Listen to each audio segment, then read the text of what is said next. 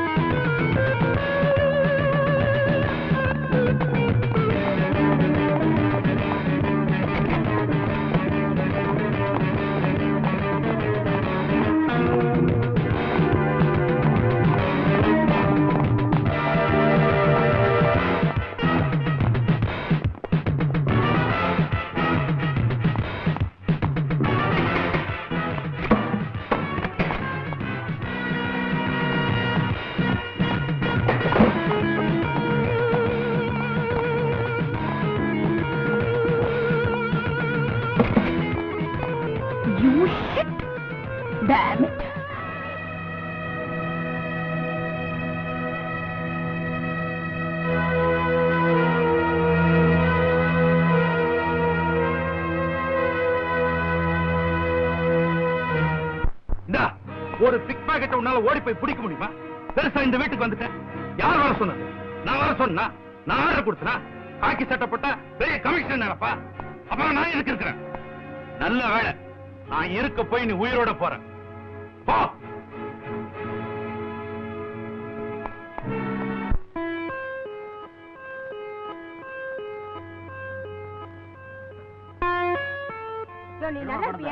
ஆமா, நீ பண்றது ரொம்ப நியாயம். பணத்தை எடு. என்ன என்ன இங்க கலாட்டா? ஒண்ணு இல்லம்மா, போதானா போதும். ரோடு பக்கம் வந்து நின்னுக்கிறாளுங்க. ஒரு ஆளை நடமாட விடுறது இல்ல. கழுதைகளை உள்ள ஒரு மாசம் வச்சாத்தாமா நாடு உருப்படும். ஏமா இப்படி பண்றீங்க? கௌரவமா பிழைக்கலான்னு சத்துணவு கூடத்துக்கு ஆயா வேலைக்கு போனேன். வாத்தியாருக்கு எடுத்து விட்டான். வேற யாரும் கல்யாணம் பண்ணிக்கல. கஞ்சிக்கும் வழி இல்ல. வேற என்னங்க செய்ய சொல்றீங்க? இவங்க கிட்ட இருந்து நீங்க காசு வாங்குறீங்க. கேவலமா இல்ல உங்களுக்கு? திருப்பி கொடுங்கய்யா. இத பாருங்கம்மா, இனிமேலாவது ஒழுங்கா வேற தொழில் செஞ்சு பொழைச்சுக்கங்க. போங்க. மேடம், என்ன இவங்க எல்லாம் பிராஸ்டியூட்ஸ். இவங்கள போய் ரிலீஸ் பண்ண சொல்றீங்களா? இப்ப மட்டும் என்ன, நாம விருந்துக்கா போயிட்டு வந்திருக்கோம்? அந்த கேவலமான வீட்டுல கமிஷனர் உட்கார்ந்து தண்ணி அடிச்சிட்டு இருக்காரு. நீங்களும் பார்த்து இறைச்சிட்டு வந்துட்டீங்க. ஜீப்ல ஏத்துன பொம்பளைங்களை திரும்ப இறக்கி விட்டுருக்காரு.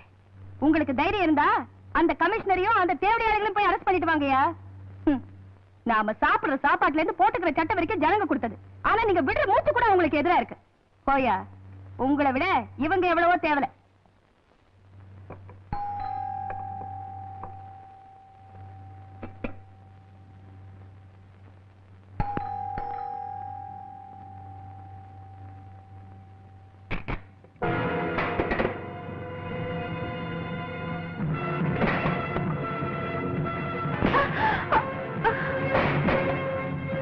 எங்கடி ஷீலா?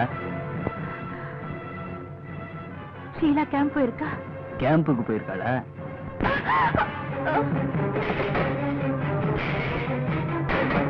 எங்க வீட்டை ரைட் பண்றாளா அவ? ரைட் பண்ணா எப்படி இருக்கும்னு அவ வந்தா சொல்லு. ஷீலா வந்தா என்ன நடக்கும் தெரியுமா? என்னடி நடக்கும்?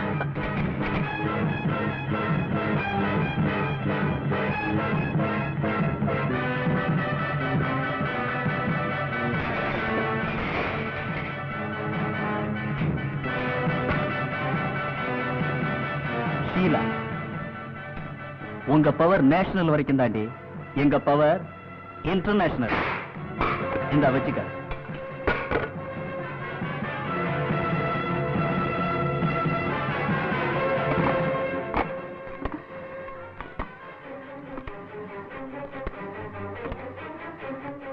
ஹலோ, டிஎஸ்பி ஷீலாவோட அக்கா பேசுறேன். எங்க இருந்து? ஆமா, ஷீலா எங்கேயோ போய் ரைட் பண்ணாளா? அதுக்காக 4 ரவுடிங்க வந்து உங்க வீட்டை ரைட் பண்ணா எப்படி இருக்குன்னு சொல்லி ஒரே கலாட்டா பண்றாங்க சார். ஸ்டேஷன்ல யாரும் இல்லம்மா. ஹலோ,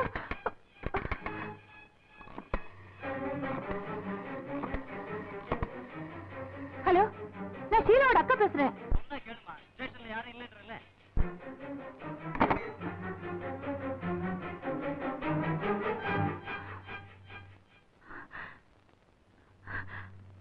அண்ணா, அண்ணா, அண்ணா.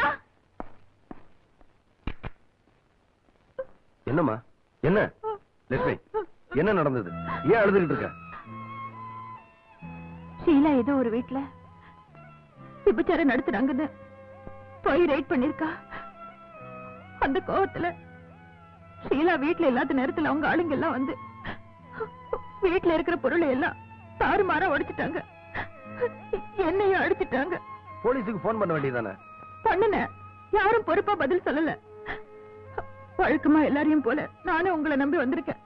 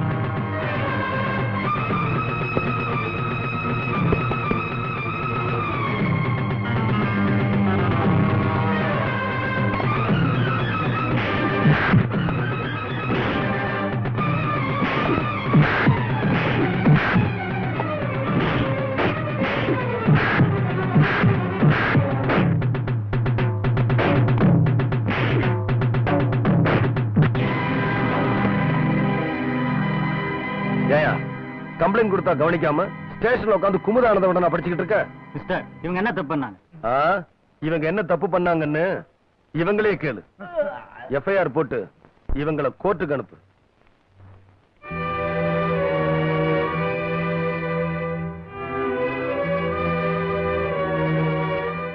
இவங்களெல்லாம் அடிச்சது யாரு?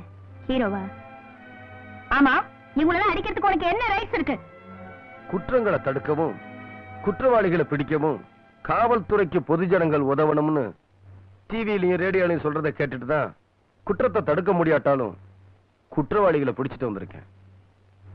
வீட்டுல இருக்கவங்க போலீஸுக்கு போன் பண்ணியும் இங்குள்ள பொறுப்பான போலீஸ் அதிகாரிங்க அதை கண்டுக்கிறவே இல்லை. வழக்கம் போல போலீஸை நம்பாதவங்க எனக்கு போன் பண்ணாங்க, காப்பாத்துனேன். காப்பாத்துனது தப்புன்னு சொல்லுங்க, கம்பி என்ன தயாரா இருக்கேன். யோ இன்ஸ்பெக்டர், மேலிடத்துல இருந்து போன் வர்றதுக்குள்ளயும் எஃப்ஐஆர் போடியா. தலைவி, நீங்க சொல்லுங்க. என்னையா வித்த காட்டுறியா? தமிழ் சினிமா நிறைய பாப்பியா? நீயே உன் ஆட்களை வீட்டுக்கு அமிச்சு கலாட்டம் பண்ண சொல்லுவ, அவங்கள நீயே கொண்டு வந்து ஸ்டேஷன்ல விடுவ. உடனே நான் உன் வீரத்துல மயங்கி உன்னை லவ் பண்ணுவேன்னு நினைச்சிட்டியா?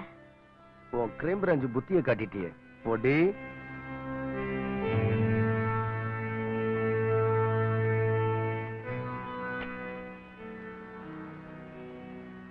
அடுத்தவனோட ஆம்பளத்தனத்தை காட்டிதான் உன்னை நான் காதலிக்கணுங்கிற அவசியம் எனக்கு இல்ல. நான் எவ்வளவு சின்சியரா அந்த குற்றவாளிகளை பிடிச்சு கொண்டு வந்து போட்டிருக்கேன். அப்படி இருந்தும் நீ எவ்வளவு திமிரா பேசுற.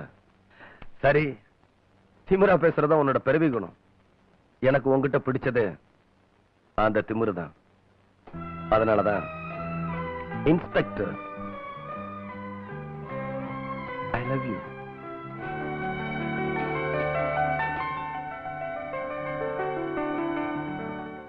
ஆயிரம் தான் இருந்தாலும் மைக்கேல் ராஜ் பண்ணது தப்பியா? நமக்காக ராவும் பகலமா நாய் மாதிரி உழைக்கிற நம்ம ஆளுங்களை எப்படி என்றால் அடிக்கலாம்? அது யாரையா நம்மாலு? யாரு?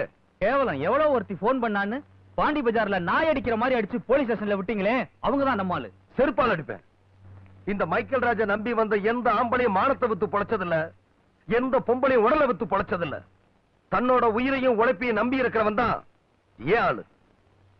படிச்சுட்டு வேலை இல்லாம, வேலை இருந்து வாழ்க்கை இல்லாம, தன்னையே நம்பிக்கிட்டு இருக்க தாய் தகப்பனுக்கும் பொண்டாட்டி பிள்ளைகளுக்கும் அற வைத்து கஞ்சியாவது ஊத்தணுங்கிறதுக்காக தான் செய்யறது தப்பான தொழில் தெரிஞ்சும் கட்டுமரம் கட்டிக்கிட்டு சரக்கு எடுத்துக்கிட்டு வரானே, அவன் தாண்டா ஏன் ஆளு.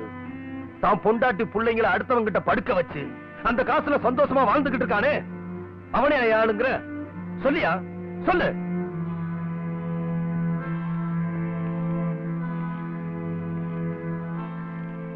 மைக்கேல் ராஜ், நடந்தது என்னன்னு தெரியாம பேசாது. நடந்ததெல்லாம் தெரிஞ்சுக்கிட்டு தான் பேசுறேன். ஏன் பங்களாவில எனக்கு தெரியாம விபச்சாரம் நடத்துறீங்களே? நீங்க எல்லாம் பொண்டாட்டி பிள்ளையோட குடும்ப நடத்தல? அப்ப எங்களை என்ன மாமாங்கிறீங்களா? அதை விட மோசங்கிறேன். லுக், இன்னும் 24 மணி நேரம் டைம் தரேன். எப்படி என்கிட்ட இருந்து பங்களா வாங்குனீங்களோ அதே மாதிரி திருப்பி கொடுக்கணும். இல்ல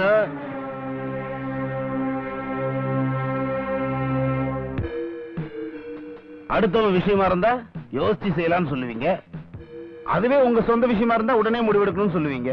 சரியான சொனையன்க நீங்க. எனக்குன்னு சேர்ந்தீங்க பாரு. ஒரு பொண்ணுக்காக மைக்கேல் ராஜ் என்ன இந்த அளவுக்கு அவமானப்படுத்துற பிறகும் என்ன பொறுமையா இருக்க சொல்றியா?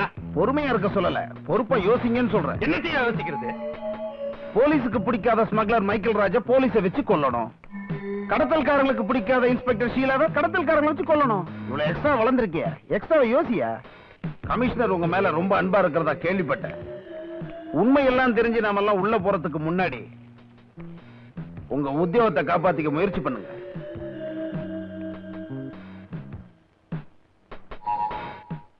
உங்களை டிரான்ஸ்பர் பண்ண சொல்லி ஏகப்பட்ட பிரஷர் வந்துட்டு இருக்கு. ஸ்டேஷன்ல அப்படி என்னதான் பண்றீங்க? பணக்காரங்க சம்பந்தப்பட்ட விபச்சார விடுதி இல்லாம பண்ண, பணத்திமிர் பிடிச்ச மைக்கேல் ராஜ் என்பவரை அட்டம் மர்டர்ல அரெஸ்ட் பண்ண. ஏன் சார், என்ன டிரான்ஸ்பர் பண்ண சொல்லி என் பகுதி மக்கள் கிட்ட இருந்து ஏதாவது கம்ப்ளைண்ட் வந்ததுங்களா சார்? இல்ல என் ஸ்டேஷன் கான்ஸ்டபிள்ஸ் கிட்ட இருந்து ஏதாவது கம்ப்ளைண்ட் வந்ததுங்களா சார்? இல்ல என்ன டிரான்ஸ்பர் பண்ண சொல்லி மினிஸ்டர் லெவல்ல ஏதாவது பிரஷர் வந்து நீங்களும் பயந்துட்டீங்களா சார்? இல்லனா எங்க கமிஷனர் கிட்ட இருந்து தான் உங்களுக்கு கம்ப்ளைண்ட் வந்திருக்கணும். ஏன்னா விபச்சார விடுதிக்கு அவர்தான் விருந்தாளி, பிக் பாக்கெட்காரங்களுக்கு அவர்தான் பார்ட்னர்.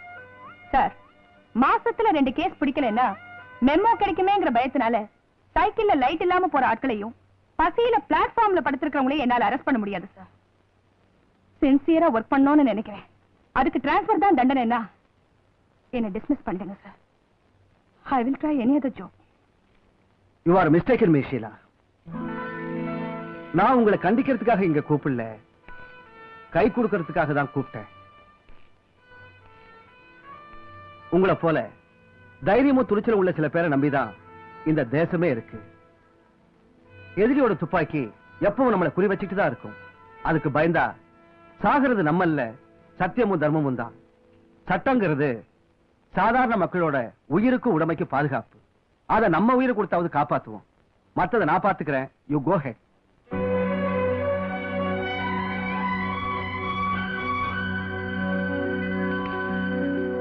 Thank you sir.